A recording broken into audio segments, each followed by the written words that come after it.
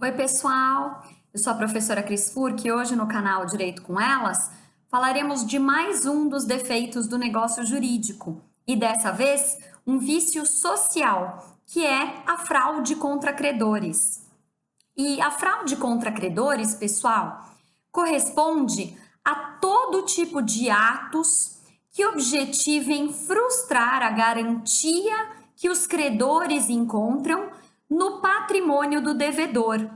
E a fraude contra credores, ela pode acontecer com, por exemplo, a doação de algo por parte do devedor, ou a venda, compra e venda simulada, ou ainda o perdão das dívidas, que seria a hipótese de remissão de dívidas, nos termos dos artigos 158 e seguintes do Código Civil.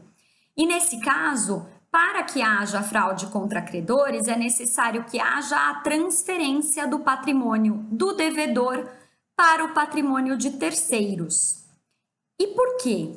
Porque a garantia que os credores encontram com relação ao pagamento que o devedor deve fazer encontra-se justamente no patrimônio que esse devedor tem. Então, o que os credores verificam é que aquele que deve pagar uma dívida, ele tem, caso não pague a dívida, um patrimônio que poderá servir de garantia para a satisfação dessas dívidas. Ocorre que o devedor muitas vezes tem mais dívidas do que o próprio patrimônio. Isso ocorre quando o seu passivo é maior que o seu ativo. E nessa circunstância, pessoal, o devedor se torna um devedor insolvente, ou seja, um devedor que não tem garantias para o pagamento da dívida. E, nesse caso, na fraude contra credores, esses atos são praticados justamente pelo devedor insolvente. E esse devedor insolvente pratica toda sorte de atos no sentido de fazer frustrar a garantia que os credores têm no seu patrimônio. E esses atos, pessoal, são negócios jurídicos maliciosamente praticados, com o objetivo de desfalcar o seu patrimônio para que os credores não o tenham como garantia na hipótese do não pagamento das dívidas. E aí se verifica, portanto, pessoal, a hipótese de fraude contra credores. E, no caso da fraude contra credores, 3 são os requisitos.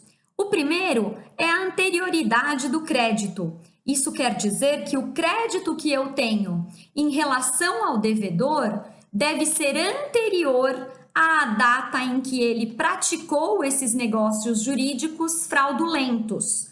Negócios esses que buscavam frustrar a garantia do meu crédito.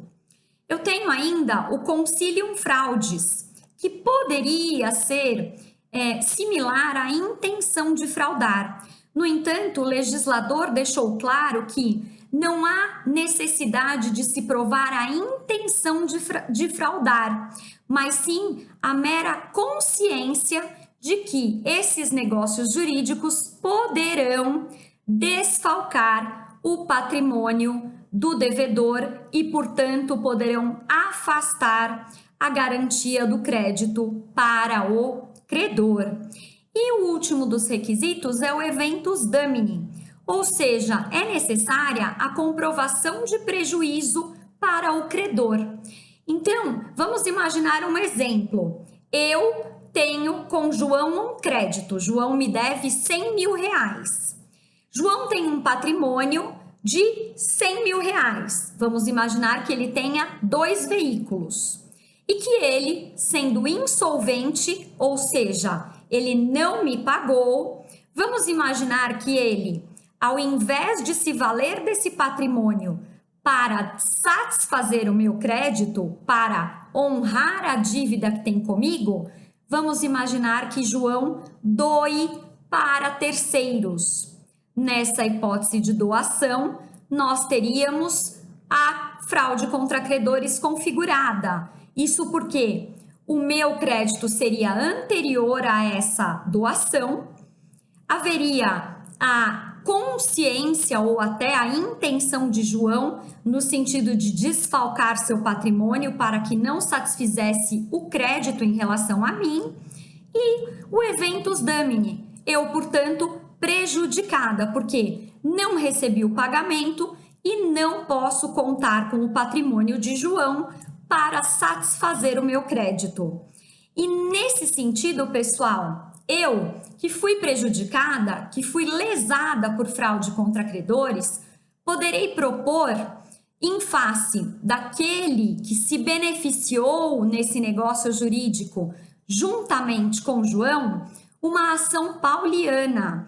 E essa ação, pessoal, tem o objetivo de invalidar esse negócio jurídico.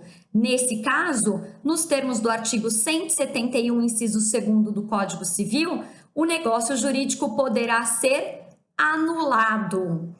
E não deixem de assistir os nossos vídeos, de dar um like e acompanhar sempre por aqui, pessoal. Eu te vejo no próximo encontro, hein? Um beijo e até mais!